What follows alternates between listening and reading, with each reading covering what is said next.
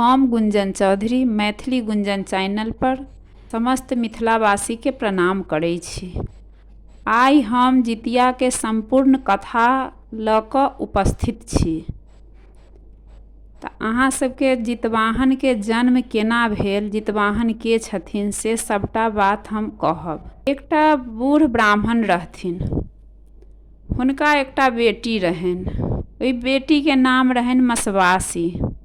उ सती रहथिन, सती साध्वी रहथिन। एकटा झोपड़ी बना कऽ ओहिमे रहैत रहथिन। ओहिमे अपना संगे एकटा दासी के सेहो रखथिन। एक दिन चौड़चन पाबन भेल, बड्ड जोर बारिश होइत रहे। तऽ सब लोग कहलक गहूम केना पिसायत, केना कुटायत, की हैत। तऽ ओहि गाँव के राजा कहलखिन कि जे मसवासी छथिन, ओ सती छथिन, हुनका ओतऽ गहूम दऽ आबऽला आ उ कूट पीस कऽ दऽ जेथिन। तऽ मसवासी भगवान के कहलखिन कि जे हे भगवान, से एते वर्षा होइ छै, केना पाबन केना हेतै, से अहाँ रौद उगा दिअ। जहन रौद उगि जायत, गहूम कुटि पीस लेब, तहन अहाँ हमरा ओतऽ आयब। भगवान कहलखिन जे ठीक छै। तऽ सबके अंगना में वर्षा होइत रहे, मसवासी के अंगना में रौद उगि गेल। उ अपन की कयलनि, गहूम के धो के सुखा के कुटि कऽ पीस कऽ राजा ओतऽ दऽ एलखिन। चौड़चन पाबन भऽ गेल। राति में भगवान कहलखिन कि जे हमरा तऽ कहने अछि आबऽला। भगवान एलखिन हुनका ओतऽ। उ की केलखिन जे घर आंगन के गोबर से नीप के, धूप गुगुल करायल, सब किछु जरा कऽ, खूब सुंदर से ओछाइन कऽ कऽ, ओहि पर की केलखिन जे ओछाइन कऽ कऽ एकटा केरा के थम काटि कऽ धऽ कऽ झाँपि कऽ दोसर अंगना चलि गेलखिन। भगवान एलखिन तऽ देखलखिन जे खूब धूप गुगुल करायल, सब जरैया, खूब खुश, नीपल पोतल अंगना सुंदर गमकैत। तऽ ओ एलखिन तऽ खुश भेलखिन, देखलखिन तऽ ओहिठाम मसवासी अइछे नहि। तहन भगवान अपन वापस चलि गेलखिन। फेर दोसर दिन एलखिन तऽ ओहिना की केलक मसवासी, फेर घर आंगन के गोबर से नीप कऽ, पोत कऽ, धूप गुगुल करायल सब जरा कऽ, पानि भरि कऽ राखि कऽ, भगवान पैर धोथिन, भोजन करथिन, सब चीज कऽ कऽ फेर दोसर अंगना चलि गेल। ओहि दिन भगवान तामस से की केलखिन, तुलसी चौरा में पेशाब कऽ देलखिन। उ की भेल जे खूब सुंदर गेनहारी के साग जनमि गेल। आ सब पानी, इनार, पोखर, घर के पानि सबटा के भगवान सुखा देलखिन। मसवासी आयल ओहि अंगना से, देखलक जे बड्ड सुंदर साग जनमल छै। तऽ की केलक जे ओकरा साग के काटि लेलक, आ न धोलक न झाड़लक, की केलक बना के खा लेलक। तऽ ओहिमे भगवान के शक्ति रहनि। ओहिमे ओकरा की भेल जे मसवासी के पेट में बच्चा भऽ गेलै। धीरे धीरे कनी कनी पेट बढ़ैत गेल, उ अपन रहथिन। एक दिन की भेल जे मसवासी के बाँह में बच्चा भऽ गेल। उ धीरे धीरे बाँह धीरे धीरे मोट होए लागल। जहन 9 महीना भेलै तो हाथ फाटि कऽ आ बेटा के जन्म भेल। बड़ बढ़िया उ अपन बच्चा के पोसलन पाललन, नमहर भेल। तो उ बच्चा जे खेलाए जाए बाहर में, तऽ सब लोग ओकरा कहे कि जे ई अनेरुआ के जन्मल छै, ई अनेरुआ के जन्मल छै, तोहर बाप के नाम की छौ, तोहर बाप के नाम की छौ। तो किछ नहीं बाजे, माँ के आके पूछे, माँ हमरा कहू जे हाँ के छी, कहाँ छी, से हमरा सब बच्चा सब एना एना कहैया। तऽ मसवासी कहलखिन कि बौआ, से अहाँ की करू जे राति में 12 बजे राति में जाउ, आ भगवान के रथ घूमै छी, ओतऽ ठाढ़ रहब। आ भगवान के अगिला रथ जायत तकरा नहीं पकड़ब, आ पछिलो के नहीं, बीच में भगवान रहै छथिन। ओहि रथ के घोड़ा के अहाँ पकड़ि लेब, आ पकड़ि के कहबै कि से, तऽ अहाँ के पकड़बै तो कहत जे के छी, हमर घोड़ा के किया पकड़लहुँ। तहन अहाँ कहबै। तऽ ई घोड़ा के पकड़लक रथ के। तऽ उ कहलखिन कि भगवान जे तो के छे। तऽ ई कहलक जे हम छी, मसवासी के बेटा छी, आ हमरा सब लोग मने कहैया कि जे अहाँ के छी, तोरा बाप के नाम की छौ, तू के छे, तू अनेरुआ के जन्मल छे, ताहि दुआरे हम पकड़लहुँ जे हमरा अहाँ बताउ जे हम के छी, केकर बेटा छी। तऽ भगवान कहलखिन कि अहाँ सूर्यके पुत्र छी, अहाँके नाम जीमूतवाहन पड़ल। अहाँ की करब जे एहिमे दुखिया दुख सुख जकरा हेतै तकरा सबके अहाँ की करबै जे उद्धार करला, मरल आदमीके जीवित करला, जे दुखिया रहतै ओकरा दुख हरला अहाँके जन्म भेल अछि। अहाँ जाउ, अहाँके नाम जीमूतवाहन पड़ल, अहाँ सूर्यक बेटा छी, सूर्य पुत्र जीमूतवाहन।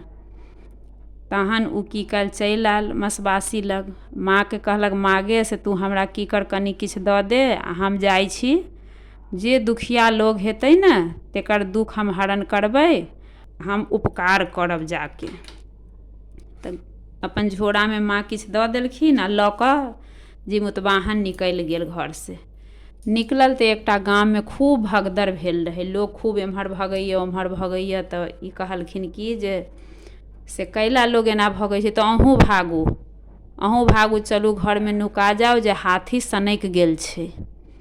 तऽ ई बच्चा कहलक जे ठीक छै, से हाथी सनकि गेल छै तऽ ठीक छै। ओ अपन एकटा घोर जङ्गलमे चलि गेल। ओहि जङ्गलमे से जड़ी बूटी सब उखाड़ि कऽ लायल, जहर बिखवला, ओकरा सबके कुटि कऽ चुड़ि कऽ लड्डू बना लेलक आ लड्डू बनाके ओकरा रखलक। लड्डू की कयलक, हाथीके सामने एकटा फेँकलक तऽ हाथी कनि अथी भेलै, दोबारा फेँकलक तऽ एहिमे खसि पड़ल, तेबारा फेँकलक तऽ एहिमे हाथी मरि गेल। लोग सब आयल, जय जयकार करऽ लागल जे बौआ अहाँ के छी, 5 बरखक बच्चा छी अहाँ, मने के छी, की छी, केना से हमरा बताउ। तऽ ई कहलन हम सूर्यके पुत्र जीमूतवाहन हमर नाम अछि, हम उपकार करऽ ला घुमै छी, ताहि दुआरे अहाँ सब जितिया करू। तऽ ओ सब कहलक जे जितिया पाबनि केना होइ छै से हमरा सबके बताउ, जे अहाँ जितिया करबै तहन हमरो शक्ति बढ़त। तऽ जितिया होइ छै आसिन मासके 7वीं तिथिके नहा खाय होइ छै, अष्टमीके निर्जल व्रत रहै छै, जखन धरि अष्टमी रहत तखन धरि निर्जल व्रत करब, आ 9वीं जहन भऽ जायत तहन नहा धोके खीरा आँकुरी चढ़ा कऽ पारण करब। तऽ सब जीमूतवाहनके जय जयकार करऽ लागल, सब लोग अपन केलक। फेर आगाँ बढ़लन तऽ एकटा बुढ़िया घरसँ कनैत बाहर जाय, बाहरसँ कनैत घर जाय। तऽ ई पुछलखिन कि जे गे बुढ़िया तू कैला कनै छै? तऽ ओ कहलखिन से हम की कहू कैला कनै छी, जे राजाके बेटी एकटा छै, ओकरासँ जेकर बियाह होइ छै सब लड़का मरि जाइ छै, आइ हमर बेटाके बारी छै, तऽ आइ हमर बेटा जायत तऽ हमरो बेटा मरि जायत। ई कहलखिन बुढ़िया तू नहि कान, से हम ओकर उपाय करै छी।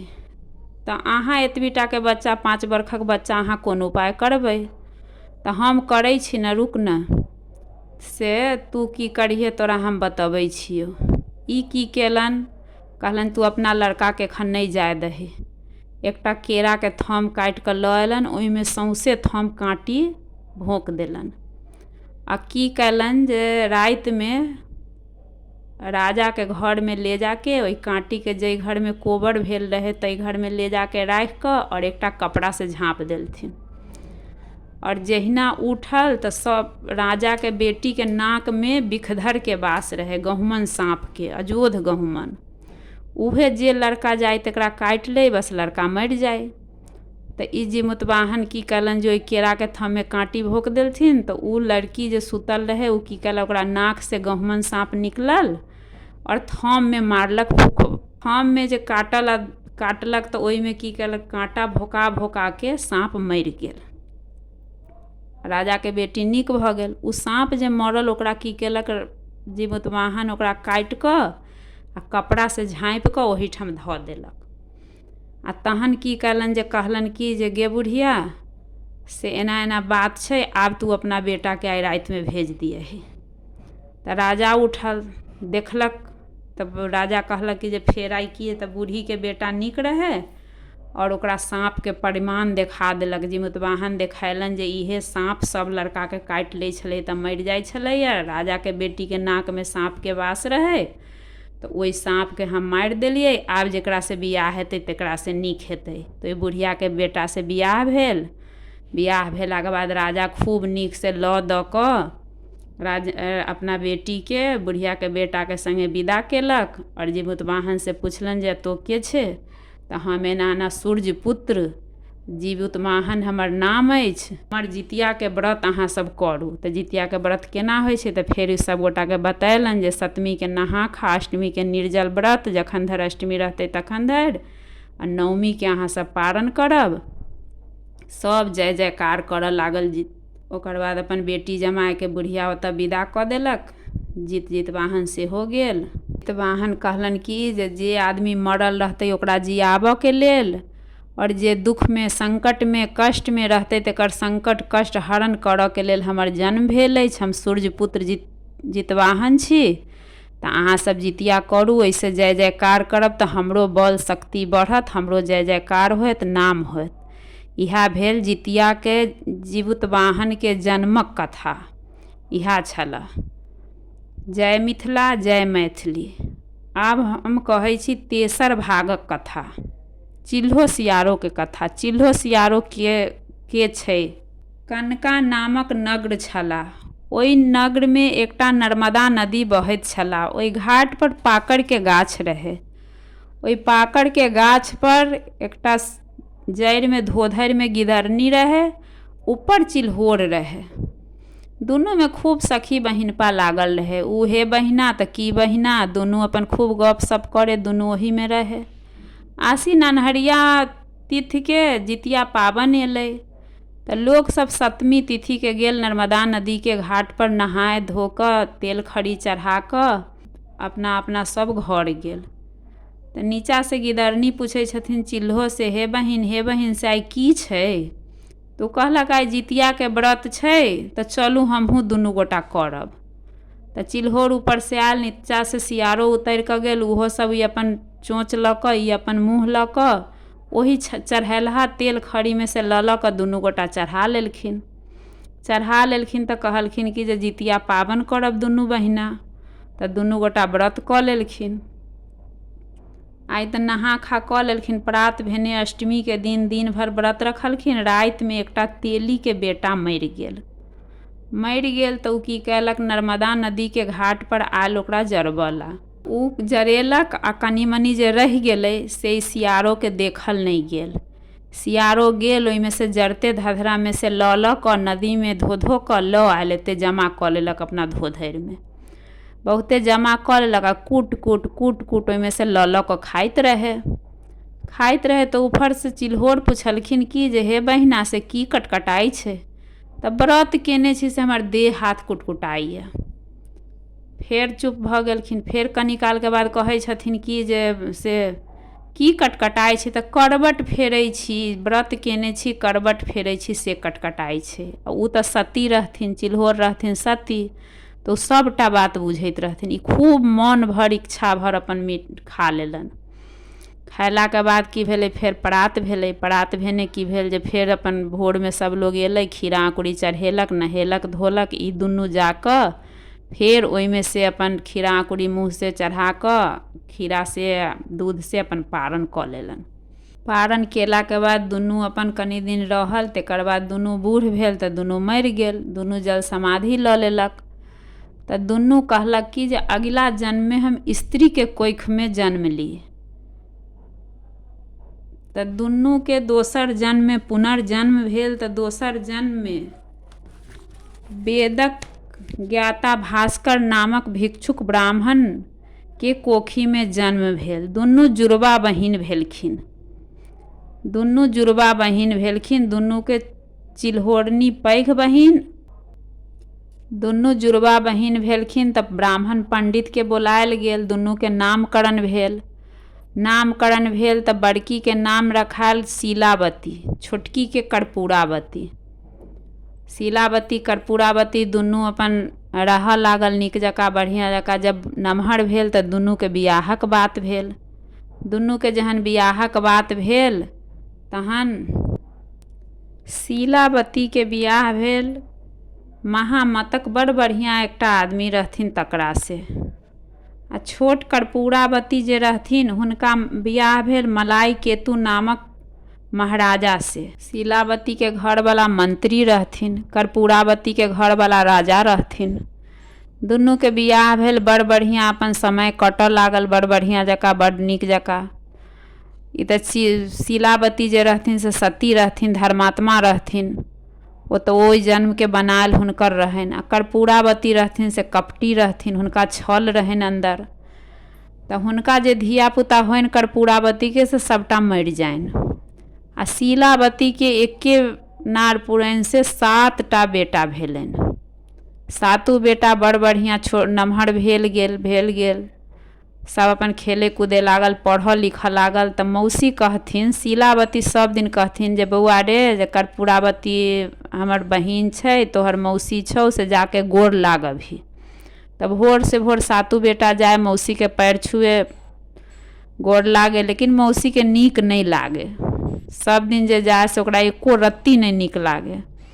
देखैत देखैत एक दिन की केलक जे कर्पूरावती अपना घरवालाके कहलक जे हमर बहिनके जे 7 बेटा आबै छै, तेकर अहाँ की करू, सिर काटि कऽ हमरा आनि दिअ। अपन असमंजसमे पड़ि गेल। ई खटवास पटवास कऽ लेलन। खटवास पटवास कयलाके बाद अपना घरमे पड़ि रहलन। दासी गेलनि कहऽ राजाके जे रानी अहाँके घरमे बजबै छथि। तऽ रानी बजबै छथि तऽ राजा गेलन तऽ कहलन रानी की जे कर्पूरावती कहलन जे अहाँ सत करू।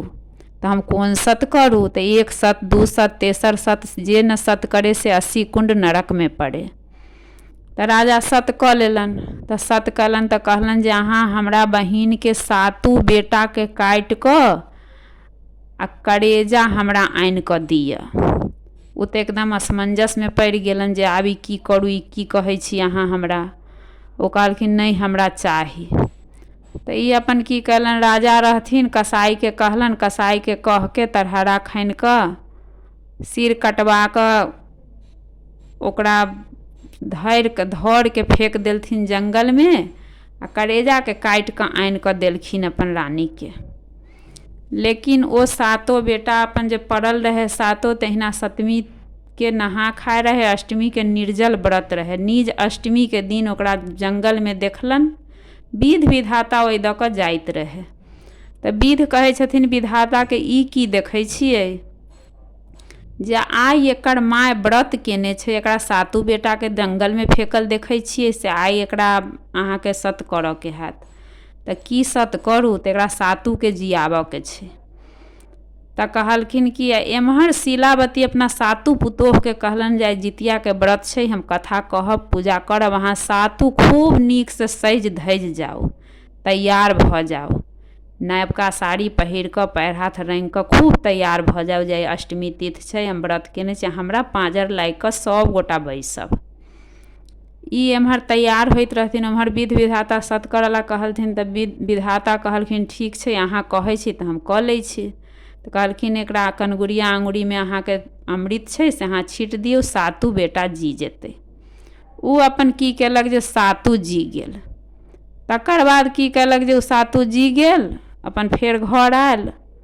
दोबारा की कलन, फेर भोर में कहलखिन शीलावती जे जो मौसी के गोर लागबही। आब तऽ हिनका बड्ड बर्दाश्त नहीं, कहलखिन अहाँ झूठ बजै छी, से अहाँ हमरा संगे झूठ छल केलहुँ हँ जे अहाँ ओकरा मारलहुँ हँ नहीं, से मारने रहिती तऽ मरि गेल रहितै।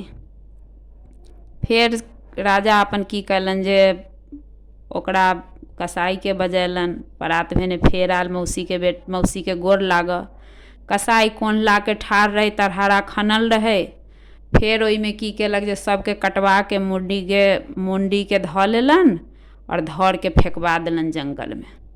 उ सबटा मूड़ी के रानी की केलक, लाल लाल चंगेरी में धऽ कऽ, पियर कपड़ा से बांधि कऽ, डाँड़ा लऽ कऽ लपेट कऽ 7 गो दासी के बजेलन आ कहलन कि जे तू जो हमरा बहिन ओतऽ ई चंगेरा दऽ अबही। आ उ बैस गेलन जे कखन हमर बहिन खूब छाती पीट पीट के कानत तऽ हम खूब जुड़ाएब। दुष्ट आदमी के कोनो वर्णन नहीं होइ छै, जे दुष्ट रहैए उ ककरो नहीं अछि, सेहे उ पापनी रहथिन। तऽ उ कहलखिन कि जे खूब हमर बहिन कानत। फेर ओहि दिन जितिया के व्रत रहे, फेर अपन कहलन शीलावती अपना सब पुतोह के सजू धजू तैयार हो, आ ई 7 चंगेरी लेके गेट पर गेल। तऽ पुतोह कहलकै कि जे मौसी ओतऽ से किछु एलैए। तऽ उ कहलखिन कि जे अहाँ की करू, चंगेरी उठा लिअ, खोलब नहीं, आ भगवती के आगू में 7 चंगेरी धऽ दियौ। ई चंगेरी खुलतै काल्हिखन पारण हुआ काल में। फेर अष्टमी के व्रत भऽ गेल, राति भर ओहिठाम चंगेरी राखल रहल। उ सबटा माथा भऽ गेलै तारकुन के फल। तारकुन के फल भऽ गेलै तऽ उ की कयलनि जे उ सब ओहिमे अपन झाँपले रहे। परात भेने फेर शिलावती नहा धो कऽ खूब सुंदर से सब कऽ कऽ खीरा अंकुरी चढ़ा कऽ अपना पुतोह सबके बजैलन। पुतोह सबके बजा के अपना बेटा सबके प्रसाद देलन, पुतोह सबके प्रसाद देलन। आ उ चंगेरी कहलन बहिन वाला लऽ आउ। बहिन वाला चंगेरी लायल। एम्हर बहिन बैसल रहे जे आब कन्नाइ उठायत, आब कन्नाइ उठायत। लेकिन उ तऽ खुश रहथिन, उ किया कनितथिन, हुनकर तऽ 7 बेटा चलि आयल रहे, सती रहथिन। तहन की कयलक, चंगेरी सब उठा के लायल तऽ देखलक तऽ ओहिमे उ जे धागा से बन्हने रहथिन से सबटा डाँड़ा भऽ गेलै। आ माथा जे देने रहथिन से सबटा तार के फल भऽ गेलै। सबके सिंदूर कऽ देलन, सबके कहलन ले ई तारकुन के फल छै, सब गोटा खा ले, प्रसाद मौसी भेज देने छलै। सब खा लेलक। देखलक कर्पूरावती दासी के भेजलक जे जो देखिए ही हमर बहिन कनै छै कि नहीं कनै छै। तो कहलक ये अहाँ के बहिन कहाँ कनैया, से अहाँ के बहिन सब तो खूब खुश है, खूब कनिया सब सज धज के सब तैयारी छै। फेर मौसी ओतक परात भेने भेजलक, कर्पूरावती भेजलन कि जे जो मौसी के गोर लागबिय है। आब तऽ एकरा कोनो चारा नहीं चलल। तऽ कहलखिन कि जे आब की करू, आ माने बहुत हुनका कष्ट भेलनि बेटा सबके देख के। एक जन्म में बनेने रहथिन तेकर फल तऽ भोगते छलखिन हँ। आब दोसरो जन्म में माने एहने कर्म केलखिन जे आब हुनका पापी के पापिये रहि गेलखिन। समय बीतल, बूढ़ भेल, उमर भेल। तहन एक दिन कहलखिन कि जे हमरा बहिन के बजा के लऽ चलला नर्मदा नदी के घाट पर।